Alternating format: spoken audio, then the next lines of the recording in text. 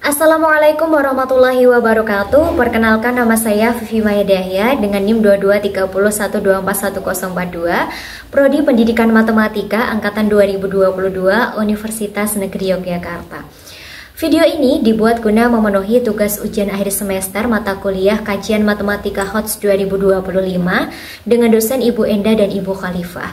Pada video kali ini saya akan menjelaskan terkait salah satu teknik pengembangan berpikir tingkat tinggi, higher order thinking skill, atau yang biasa teman-teman sebut dengan HOTS. Lalu, apa itu HOTS? HOTS sendiri merupakan kegiatan berpikir pada tingkat yang lebih tinggi, lebih dari sekedar menghafal atau menceritakan kembali pengetahuan yang sudah kita dapat. Teknik pengembangan HOTS sendiri itu ada 4. Yang pertama, teknik pengembangan HOTS berbasis tingkat berpikir taksonomi Bloom. Yang kedua, taksonomi Solo. Yang ketiga, berbasis konteks dan prosedur penyelesaian masalah. Dan yang terakhir, berbasis pertanyaan dalam soal cerita. Langsung saja ke teknik yang akan kita bahas, yaitu teknik yang ketiga, pengembangan HOTS berbasis konteks dan prosedur penyelesaian masalah pada jenjang SMP materi peluang empiris. Seperti yang sudah dijelaskan sebelumnya, di sini saya akan menjelaskan terkait teknik ketiga, pengembangan berbasis konteks dan prosedur penyelesaian masalah pada materi peluang empiris kelas 9 SMP. Di sini ada 4 teknik pengembangan. Yang pertama equivalent, yang kedua similar, yang ketiga isomorphic, dan yang terakhir ada unrelated. Nah, di teknik ketiga ini kita membutuhkan soal rutin, di mana soal ini akan menjadi patokan untuk dikembangkan menjadi soal equivalent, similar, isomorphic, dan juga unrelated. Nah, soal rutin ini kita hanya membutuhkan satu saja sebagai patokan. Langsung saja masuk ke penerapannya. Di sini ada soal rutin. Berikut ini tabel yang menyatakan hasil percobaan pengelindingan sebuah dadu. Jadi konteksnya terkait pengelindingan sebuah dadu. Jika percobaan tersebut dilakukan sebanyak 40 kali, maka banyak peluang empiris. Jadi disuruh mencari peluang empiris kemunculan mata dadu kedua.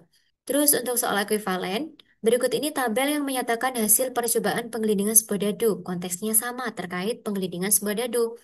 Jika percobaan tersebut dilakukan sebanyak 60 kali, maka banyak peluang empiris. Prosedurnya sama karena sama-sama mencari peluang empiris. Selanjutnya, pembahasan soal ekuivalen. Di sini yang pertama kita mencari frekuensi mata dadu ke-6 sama kayak soal rutin. Terus yang kedua menghitung peluang empiris dengan rumus yang sama dengan soal rutin.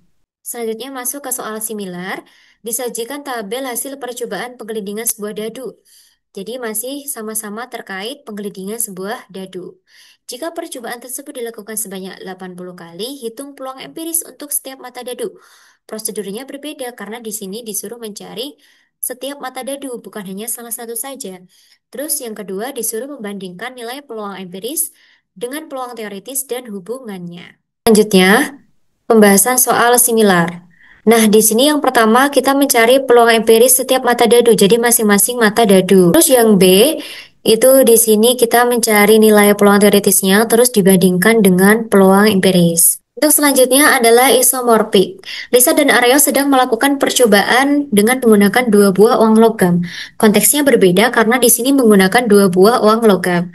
Mereka melempar 2 buah uang logam sebanyak 30 kali, lalu mencatat dan disuruh menentukan peluang empirisnya. Jadi prosedurnya sama karena sama-sama mencari peluang empiris.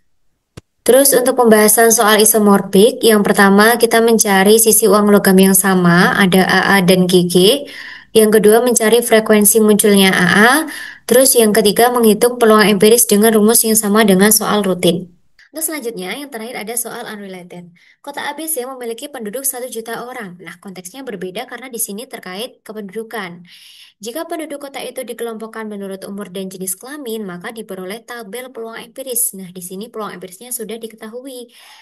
Tapi di sini disuruh mencari banyak perempuan dan banyak penduduk. Jadi prosedurnya tentunya berbeda. Lalu, kenapa sih soal-soal tadi disebut soal HOTS? Yang pertama, butuhnya penalaran yang logis. Yang kedua, pemahaman konsep. Dan yang terakhir, butuhnya strategi penyelesaian masalah yang tepat. Jadi, ketika kita ingin meningkatkan kemampuan berpikir tingkat tinggi, maka strategi pembelajaran yang tepat yaitu dengan menghadirkan soal kontekstual yang melatih penalaran logis, tidak hanya sekedar menghafal rumus, tetapi pemahaman konsep yang baik. Sekian video kali ini. Wassalamualaikum warahmatullahi wabarakatuh.